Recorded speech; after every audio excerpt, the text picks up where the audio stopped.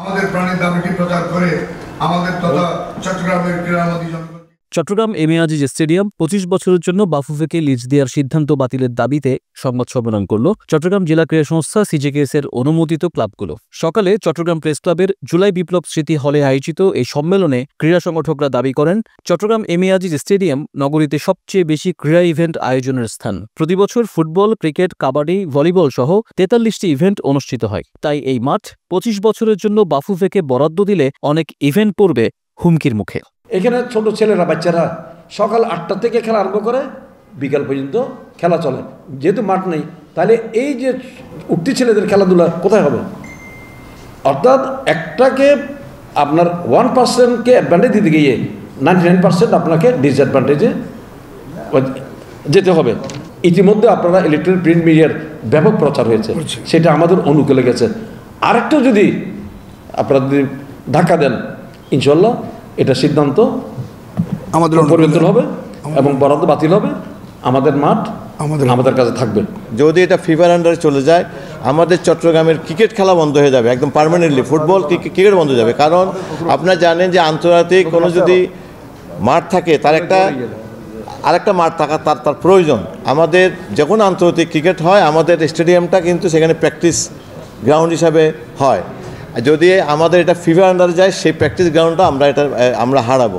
তাই আমরা বলতে চাচ্ছি, বাফুফে যে কথাটা বলেছে তাদের সাথে জাতীয় ক্রীড়া ব্যবসার চিঠিটা কিন্তু মারাত্মকভাবে আমি মনে করি আমাদেরকে আঘাত করেছে। আমাদেরকে কোনো স্যাক্রিফাইস তো করেই নাই, কোনো নেগোসিয়েশনের কোনো কথা সেখানে নাই। কিন্তু তারা বলতে চাচ্ছে যে বাফুফের সাথে আমরা সমন্বয় করে আমাদের খেলা ডিক্লেয়ার করবো। ইট ইস ইম্পসিবল।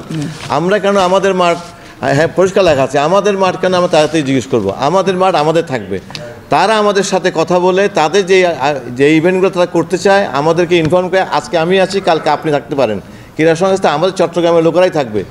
আমরা ডিসিপ্লিন আইটেম নিয়ে থাকি, আমরা ইনডিসিপ্লিন হতে চাই না, আমরা ইনডিসিপ্লিন করতেও চাই না। আমরা চাই আমাদের মাঠ আমাদের কাছে থাক, আমাদের পরবর্তী প্রজন্মকে সেই মাঠ আমরা বুঝিয়ে দিতে চাই। আমাদের কেন এই জুলুম হচ্ছে, কেন এই অত্যাচার হচ্ছে, কেন এই অন্যায় সিদ্ধান্ত হচ্ছে আমরা জানি না, পিছনের কারণ আমরা জানি না। আমরা স্পষ্ট বুঝি আমাদের মাঠ, আমার ঘর থেকে আমাকে বাইর করে দিয়ে বলা হচ্ছে যে দখলদারের থেকে আপনি পারমিশন নিয়ে এটা করবেন সেটা করবেন। এটা হয় নাই কোনোদিন।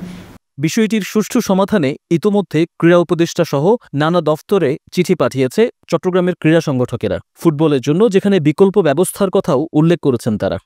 স্পেসিফিক্যালি যদি একটা ইভেন্টের জন্য এই স্টেডিয়ামকে বরাদ্দ দেওয়া হয়, আপনি জানেন যে আমাদের এই স্টেডিয়ামে আমরা 30 থেকে 32টি ইভেন্ট করে থাকি।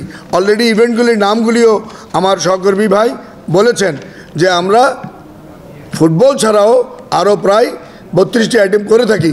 তো আমাদের ওই আইটেমগুলি কোথায় হবে, এই ইভেন্টগুলি কোন জায়গায় হবে, তার কোনো নির্দেশনা ছাড়া এই একটি ইভেন্টের জন্য এই মাঠটাকে দিয়ে দেওয়াকে আমি মনে করি এটা সমীচীন নয়।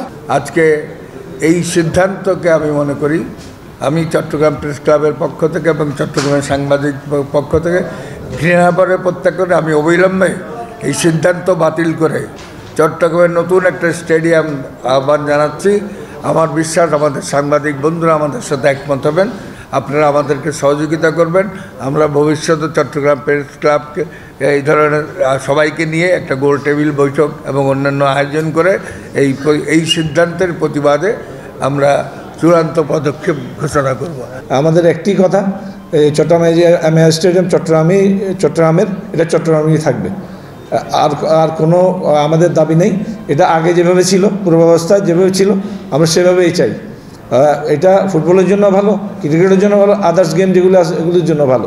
তো আর বিশেষ কিছু না বলে আমি শুধু বলতে চাই, আমাদের প্রাণের দাবি চট্টগ্রাম এম এ স্টেডিয়াম পূর্বাবস্থা যেভাবে ছিল এভাবেই থাকবে ইনশাল্লাহ। এর আগে Chittagong M A Aziz stadium বাফুফেকে 25 বছরের জন্য বরাদ্দের প্রতিবাদে মতবিনিময়, মানববন্ধন, প্রতিবাদ সমাবেশ সহ নানা কর্মসূচি পালন করেছেন স্থানীয় ক্রীড়া সংগঠক, সাংবাদিক, রাজনীতিবিদ, সুশীল সমাজের প্রতিনিধি সহ বন্দরনগরের নানা স্তরের মানুষ। Tajul Islam, N sports.